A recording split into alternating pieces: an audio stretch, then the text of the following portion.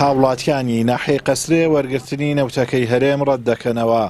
دەڵێن بەرمیلێک نەوت بە 106,000 دینار دابەشکردن نییە بەڵکو فرۆشتنە. ئێستا 6 بەرمیل پارە هاتیان.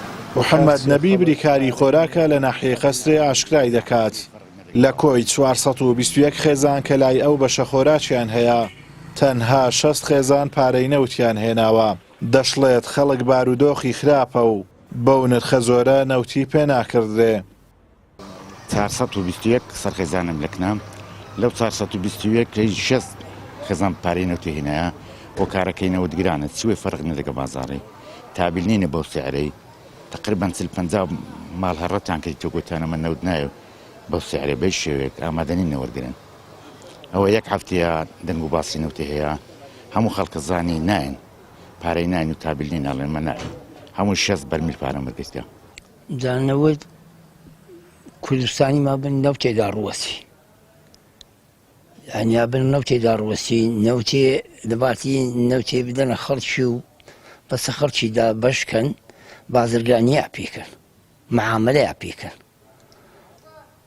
بەرمیلی نەوتێ لە بەغدایە بە 30,000 لێرانە بە 106,000 چ معنای شوێنی ینی معاملەیە پێکرد خۆ لە بەرمیلەتی محاوەلەی میلەتی ناکرد و نەوتەکەش کوالێتێکی خراپە لە سەرەڕای ئەوەی نرخی نەوتەکەی حکوومەتی ماوە بەسەرچوو گرانە هاوڵاتیان دەڵێن کوالیتی نەوتەکەش خراپە و بۆ سووتان بە کەڵک نایەت.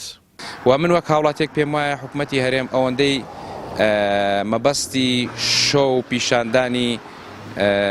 پیشاندانی ڕسمی دابشکردنی نەوتەوەندە مەبەستی خەمی هاوڵاتیان نییە چونکە نەوت دابشکردن بەو نرخە خەمی هاوڵاتیان نیە بەڵکو پێفرۆشتنی نەوتەکەیە بە هاوڵاتیان. خەڵک ئەو بینەی بڕەکە پارانە لۆ زیاد بووە معاشی خانشینیان بڕک زیاد بووە گەرنا پارە هەر نەما بوو.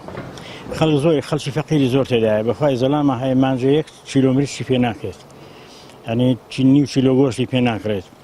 خەڵکی فەقیری زۆر تێدایە نەوتیش زۆرە گرانە نەوت مادام ئەدرێتە بیانی و خەڵکی دیکە بە هەرزان بەو سعرش بدرێتەمە ئەمە لە پێشترین لە خەڵکی ئەمە کوڕی ئەو وڵاتینە کوڕی ئەو سەرکردانینە ئەگە سەرکردەکان عەدالەتیان هەبی بەڕاستی دەبوو زیاتر یارمەتی بدەن ئەگە بە چلی بدەنە دەرەوە دەبوو بە 30 بدەنەمە.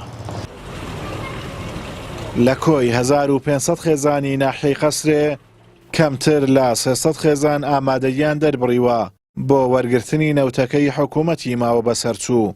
ساڵانە خێزانەکان بەهۆی سەختی زستانی ناوچەکەوە پێویستیان بە زیاتر لە 5 بەرمیل نەوت دەبێت.